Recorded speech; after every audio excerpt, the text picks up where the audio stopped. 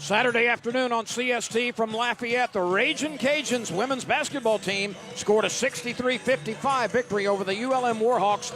Victor Howell, Lynn Rollins with you. For the Cajuns, Victor, 4 wins in a row now in the Sun Belt Conference. They go to 4-1. Yeah, and I'll tell you what, I will give the Warhawks from UL Monroe credit. They came down here winless on the road, and the numbers would have told you that this game was going to be a blowout. It was anything but. Free throw line attempts, driving to the basket, kept them in this ball game, but in the end, it was the depth of the Cajuns and their ability to really just attack more than what the Warhawks did. I quite honestly thought it was going to be a lot worse than what it was because they've struggled on the road, but the Warhawks certainly made it a game today. One of the reasons why the Cajuns came away with a victory was Nekia Jones. She can play the post and score down low. She also can step out and dazzle you with 22-footers. Yeah, we saw the way she can play. We saw the complete ball game today. She can fight on the inside. There's the rebound. She puts it back in. Look at the ball handling. Behind the back. Crossover dribble. Drains a three. She had a few of those on the afternoon. In fact, she was 4 of 7. Here's another one. Quickly off the screen. And you see that left-handed release, and we would see her hold that follow-through as well when she was finding that shot from the outside. We expected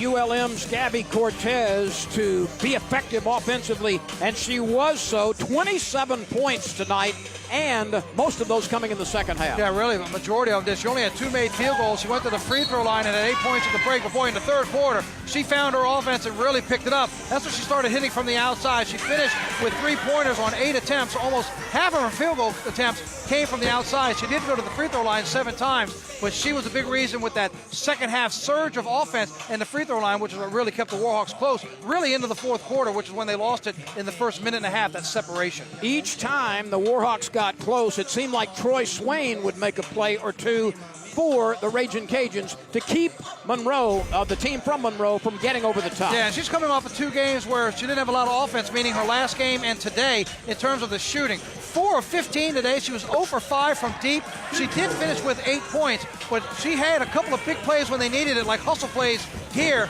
that came in the second half. And then also you look at Simone Fields, what she did off of the bench. 16 points on 8 of 15 shooting. She also had 5 or 6 rebounds. That bench play for the Cajuns, 25-10 was the advantage. Again, we talked about at the top of the broadcast, the Warhawks used so much off of Gabby Cortez trying to ride her shoulders, and she did it again today with those numbers, but they needed more support. The support came for the Cajuns today. That was the difference in the ballgame. So after losing their first Sun Belt Conference game of the year against Little Rock, 4 wins in a row for these Ragin' Cajuns. That's the story from Lafayette as Louisiana takes care of business against ULM.